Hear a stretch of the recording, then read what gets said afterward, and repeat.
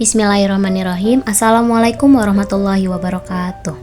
Alhamdulillahirabbil alamin wa bihi nasta'in wa ala umuri dunya waddin wa sholatu wassalamu ala asrofil anbiya'i wal mursalin wa ala alihi washabihi ajmain amma ba'du. Yang terhormat Ibu Anita SEMSI selaku dosen pengampu pada mata kuliah pengantar manajemen hari ini dan teman-teman yang berbahagia. Perkenalkan, saya Zahira Mahmuda Al-Razi yang akan bertugas selaku moderator pada presentasi kali ini.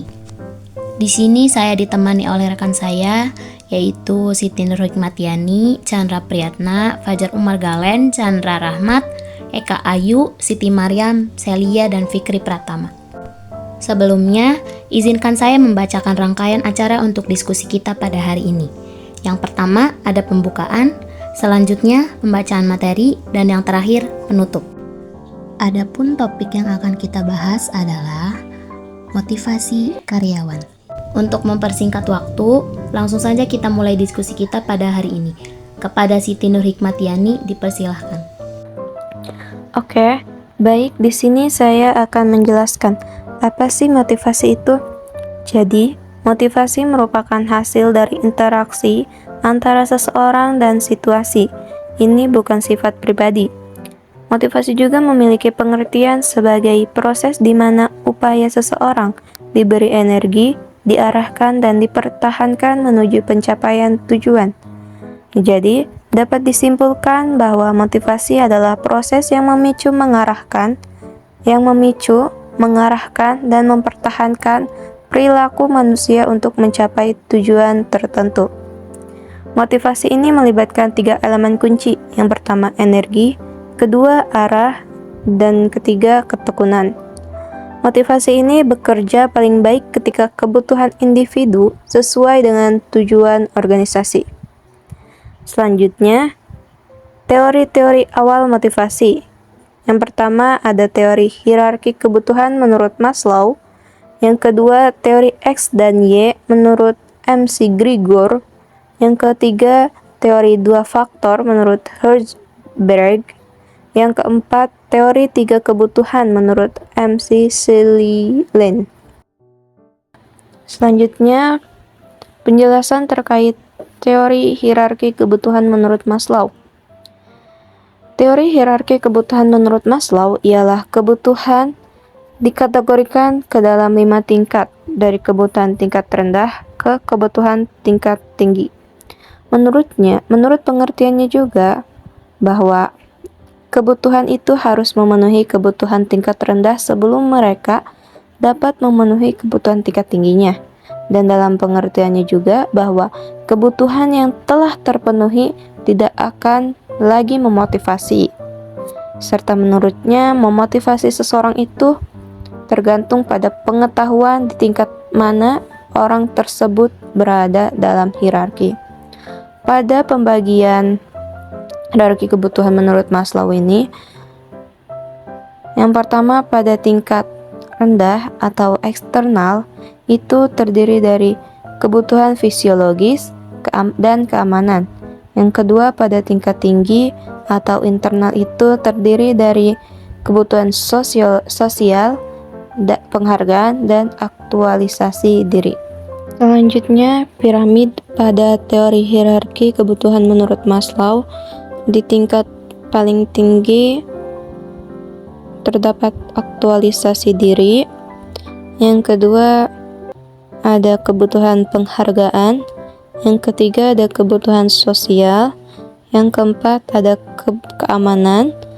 Dan di paling rendah ada kebutuhan fisiologis.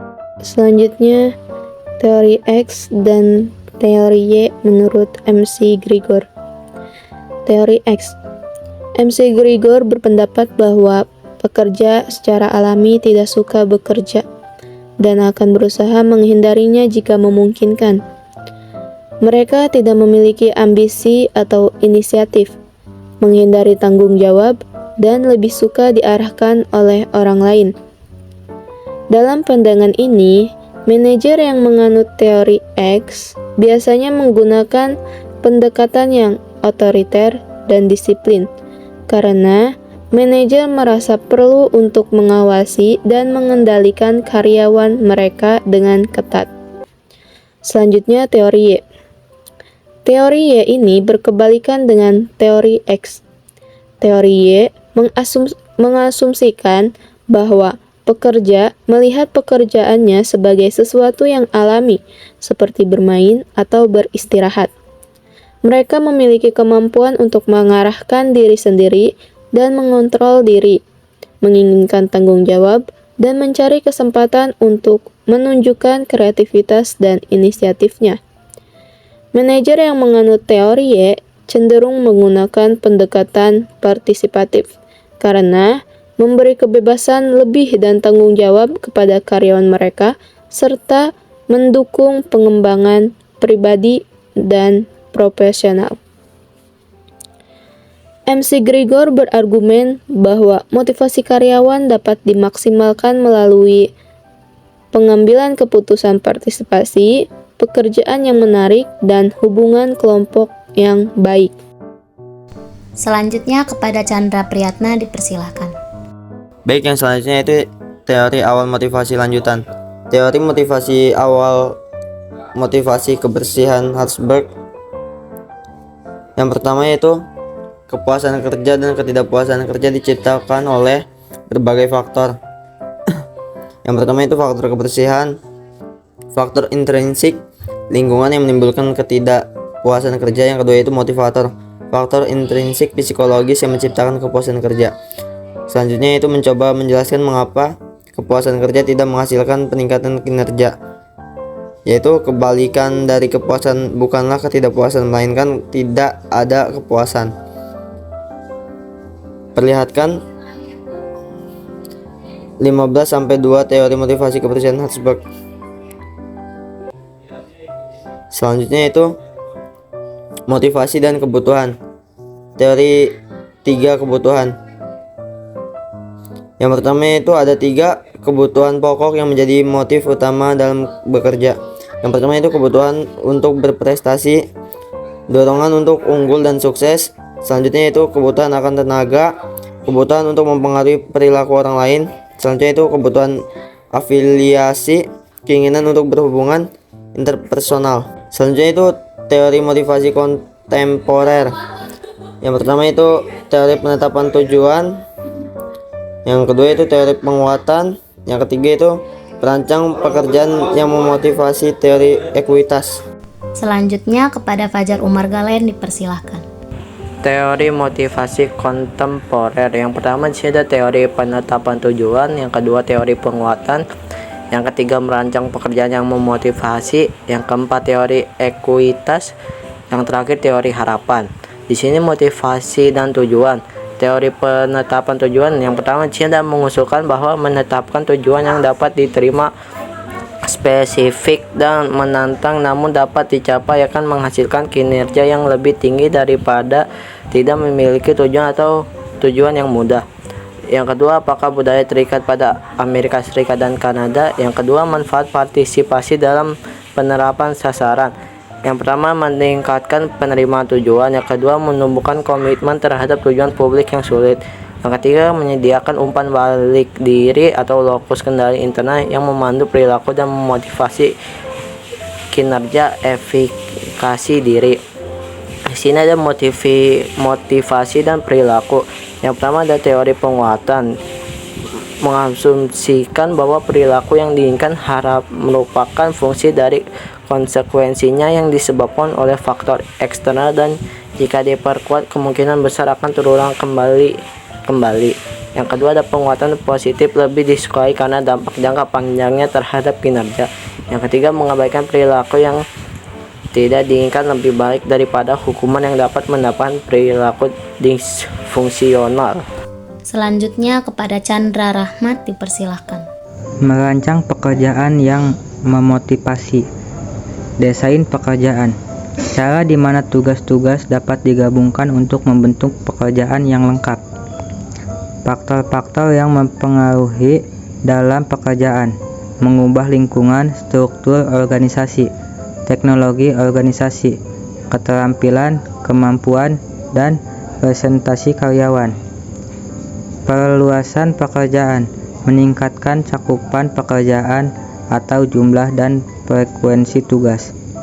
Pengayaan pekerjaan mengatakan tanggung jawab dan ekonomi ke dalam suatu pekerjaan.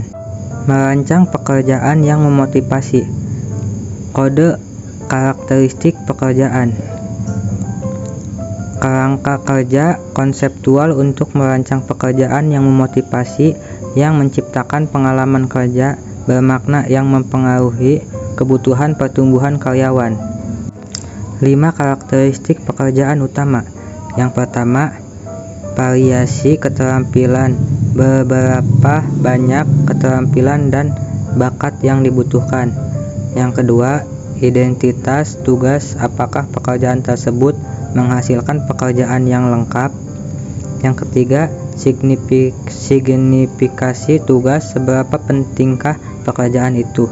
Yang keempat, otonomi. Seberapa besar independensi yang dimiliki pemegang pekerjaan?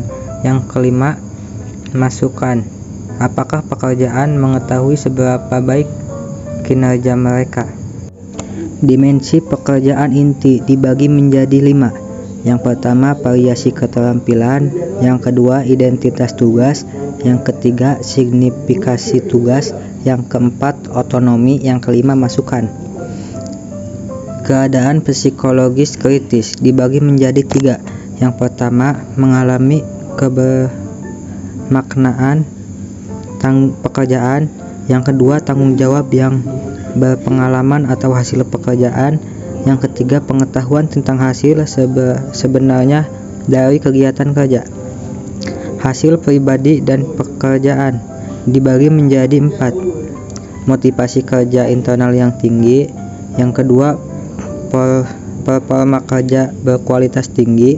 Yang ketiga, kepuasan tinggi terhadap pekerjaan. Yang keempat, tingkat ketidakhadiran dan perputaran yang rendah.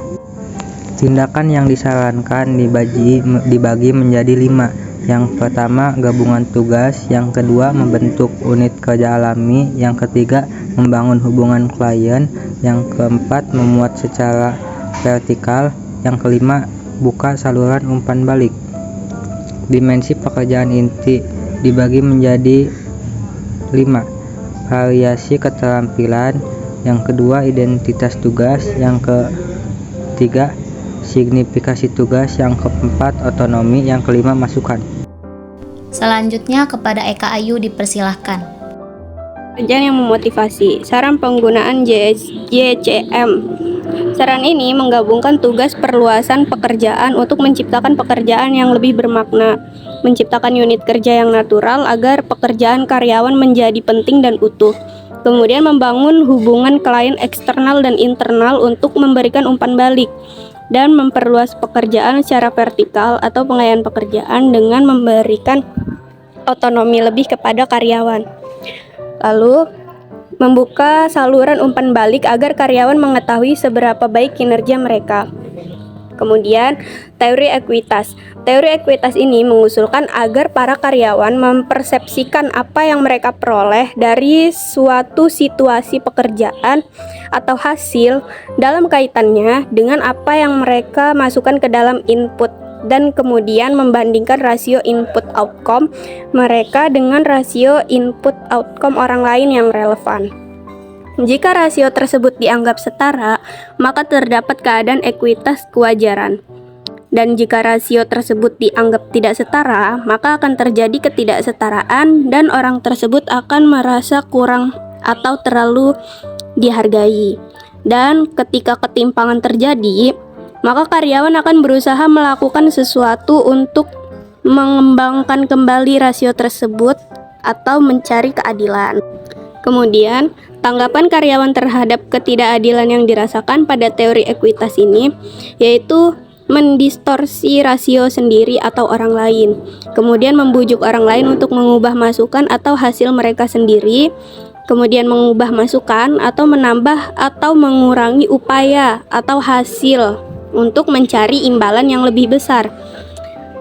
Kemudian, teori ekuitas ini dibagi menjadi 2, keadilan, yaitu ada keadilan distributif dan keadilan prosedural.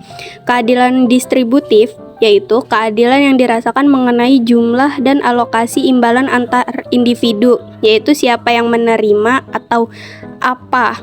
Kemudian mempengaruhi juga untuk kepuasan seorang karyawan. Kemudian untuk keadilan prosedural, keadilan dirasakan dari proses yang digunakan untuk menentukan distribusi imbalan, yaitu bagaimana siapa menerima apa, dan mempengaruhi komitmen organisasi karyawan. Selanjutnya kepada Siti Maryam dipersilahkan.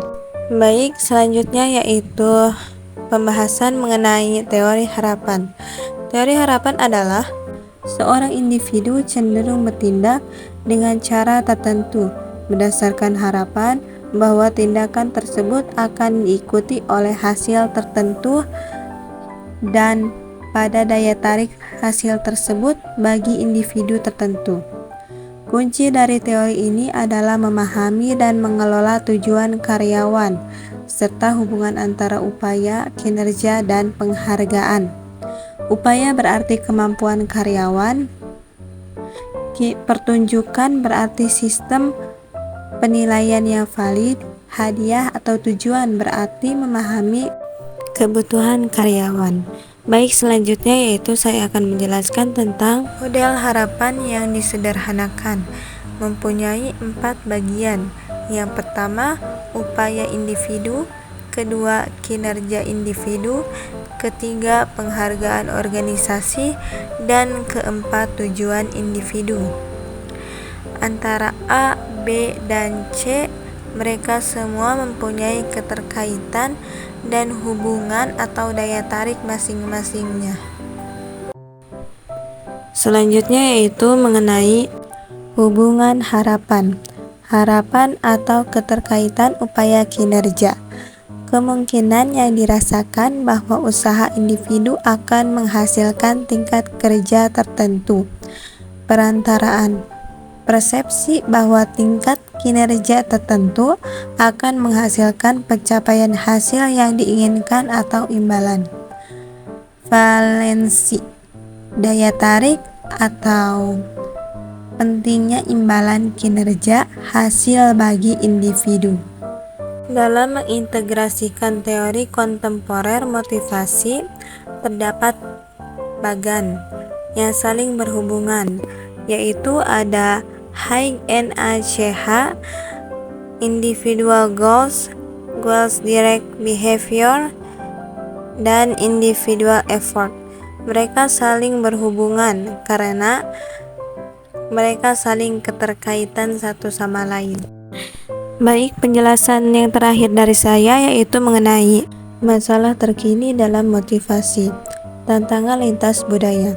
Program motivasi paling banyak diterapkan dalam budaya di mana individualisme dan prestasi adalah karakteristik budaya.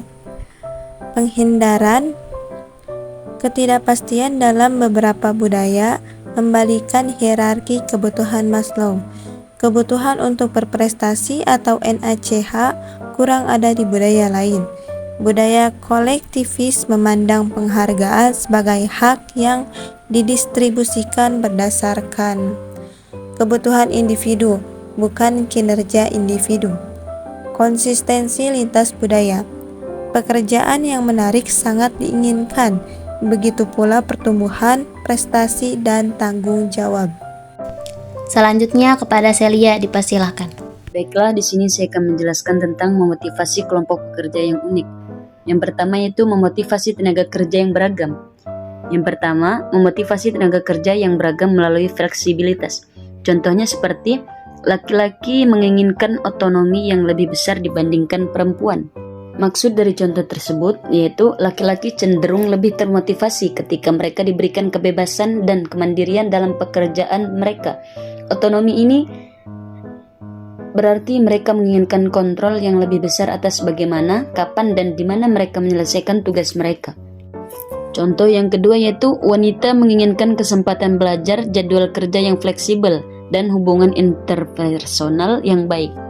Maksud dari contoh ini yaitu wanita cenderung lebih menghargai peluang untuk pengembangan diri dan peningkatan keterampilan. Mereka termotivasi ketika perusahaan menawarkan program pelatihan, workshop, atau pendidikan lanjutan yang membantu mereka tumbuh secara profesional. Selanjutnya yaitu memotivasi kelompok pekerja yang unik. Satu, yaitu memotivasi tenaga kerja yang beragam.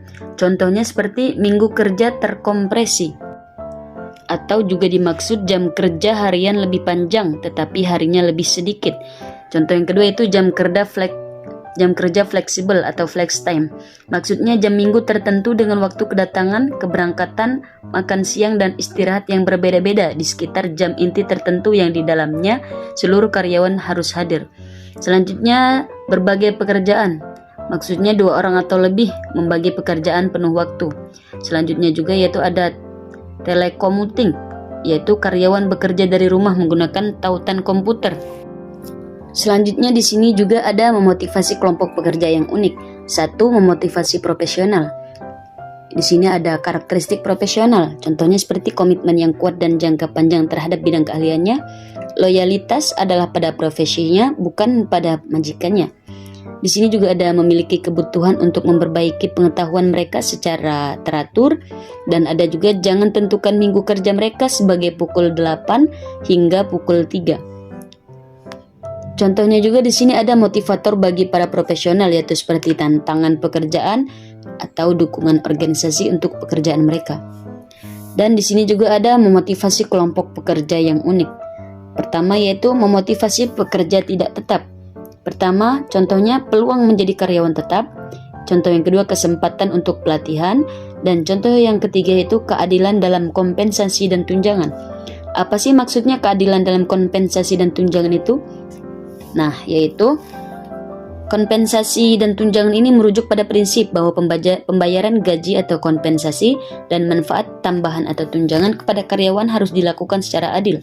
Ini berarti bahwa karyawan dengan tanggung jawab kinerja dan kontribusi yang sama harus menerima gaji dan tunjangan yang setara. Keadilan ini juga mencakup penghindaran diskriminasi berdasarkan faktor seperti jenis kelamin, ras, atau agama, serta memastikan transparansi dan kesetaraan dalam kebijakan kompensasi perusahaan. Dan yang kedua yaitu memotivasi karyawan berketerampilan rendah dengan upah minimum. Contohnya seperti program pengakuan karyawan.